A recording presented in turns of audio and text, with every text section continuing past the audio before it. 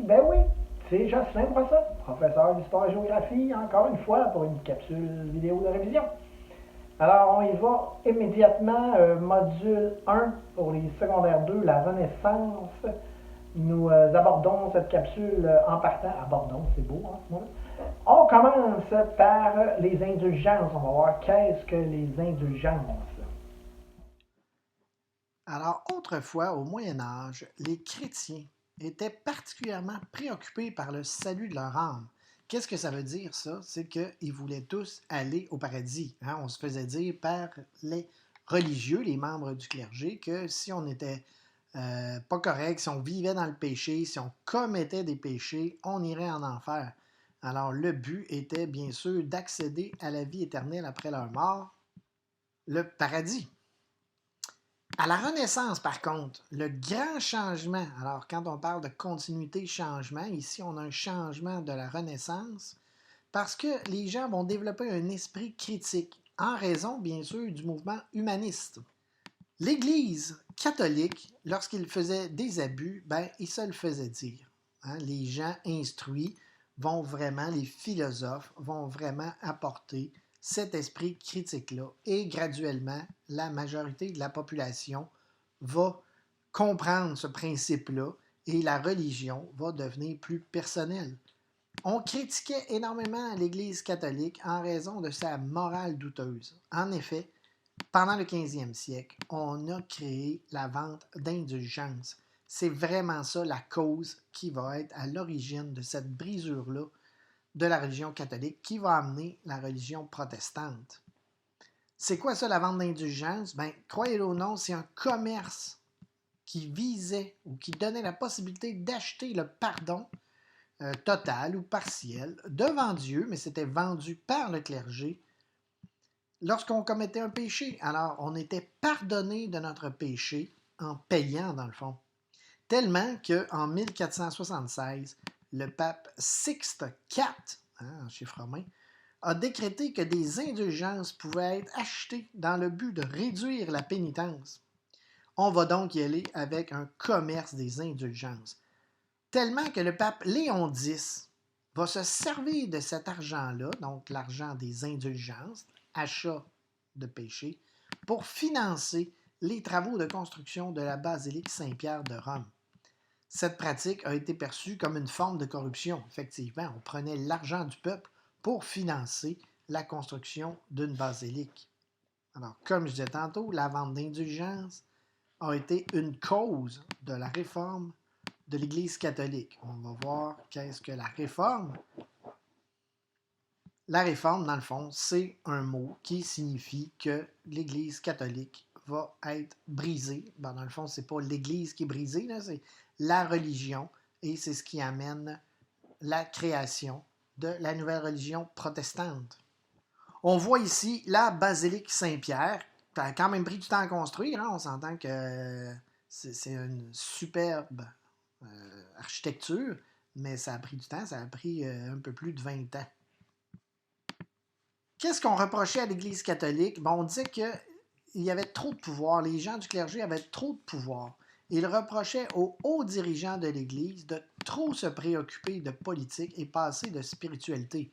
Passer s'occuper du peuple et des cérémonies religieuses pour lesquelles ils devaient être attitrés. Donc, l'Église semblait dévier de sa mission. Alors, ces indulgences-là vont amener un grand mécontentement. La vente d'indulgences, dans le fond, va apporter un grand mécontentement. Les gens vont être fâchés de ça. Ça va apporter la première religion protestante. Alors, comme j'ai dit tantôt, l'Église catholique avait une morale douteuse. Alors, le moine Martin Luther, c'est un professeur de théologie dans une université allemande, c'est donc un Allemand. Il s'est questionné, lui, sur cette morale-là. Tellement que la goutte qui a fait déborder le vase, c'est lorsque, en 1517, un moine dominicain, groupe religieux, s'est présenté dans sa région, la région de Luther, pour vendre des indulgences. Luther a été profondément choqué. Il va rédiger une critique mordante, donc une critique qui ne fera pas l'affaire des dirigeants de l'Église, des gens du clergé, où il va condamner ces indulgences-là par 95 thèses, donc 95 points, qui critiquaient la religion catholique. Alors, les 95 thèses, il ne s'agit pas d'apprendre ça par cœur, mais c'est vraiment c'est une liste de propositions où Luther disait qu'on devait changer certaines pratiques de l'Église, dont la vente d'indulgences. Le pape Léon X, forcément, va demander à Luther de retirer ce qu'il lui appelait 41 erreurs et dans un délai de 60 jours. Martin Luther a bien sûr refusé. Il a été excommunié. Avec tout ça, l'Église n'est pas parvenue à faire taire les critiques. Alors, c'est ce qu'on appelle ici la réforme protestante. L'Église va vouloir réagir à tout ça. Alors, ils vont y aller, vous allez voir, avec une contre-réforme, parce qu'on a vu que la religion protestante, on appelle ça la réforme de la religion catholique. C'est un changement dans la religion catholique qui amène le protestantisme, la religion protestante. Alors, l'Église va y aller vraiment, ils vont essayer d'améliorer les choses, mais vous allez voir, ils ne se prennent pas du tout de la bonne façon. L'Église catholique va essayer d'y aller avec une contre-réforme pour réagir à ce courant de mécontentement.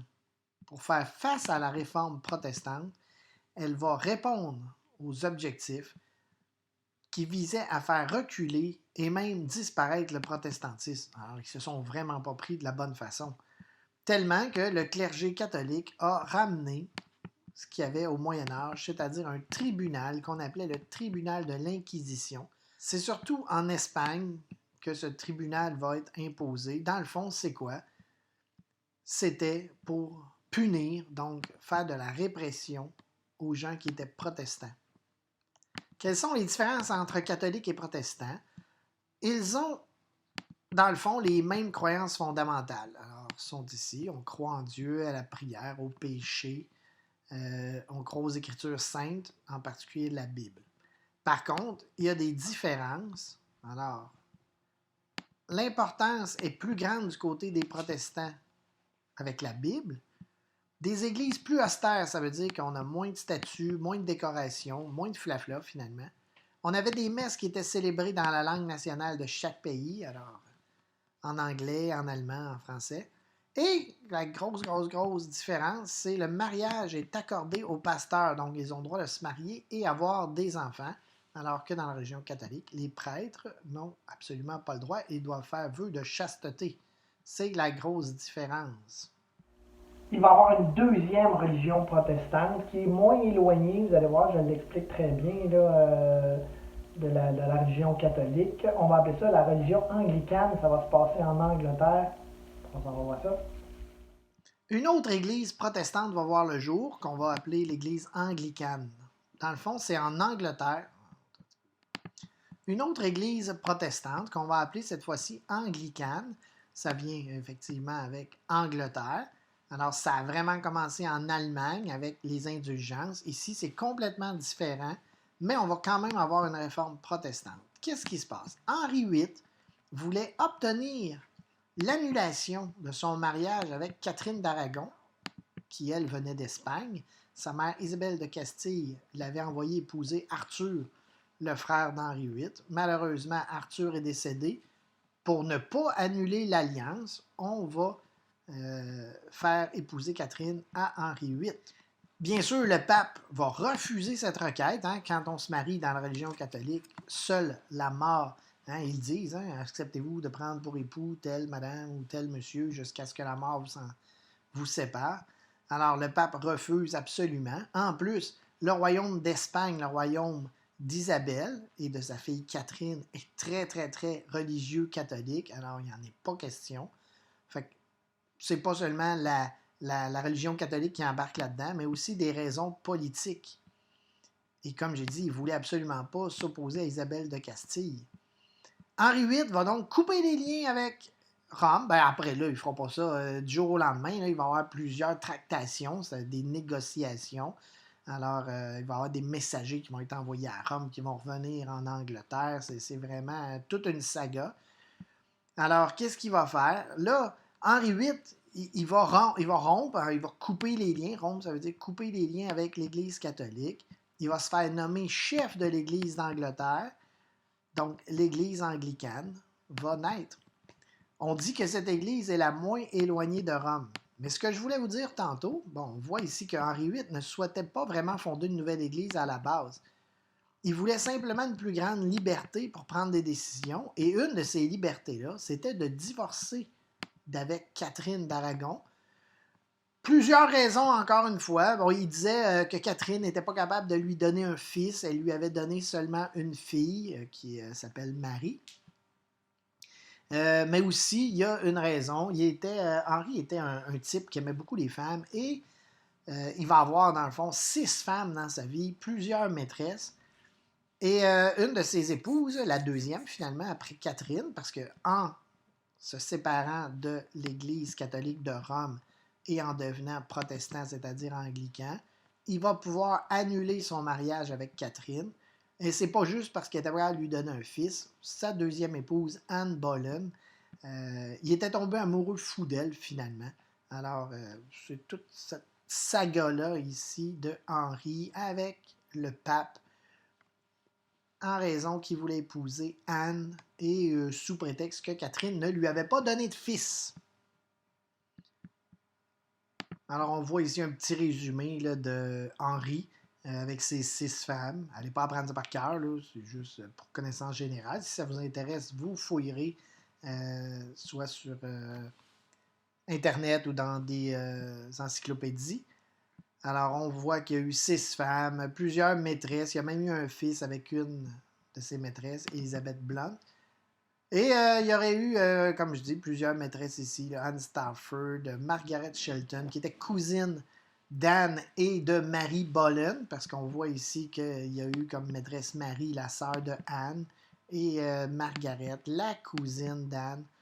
Alors, tout un numéro, ce Henri VIII.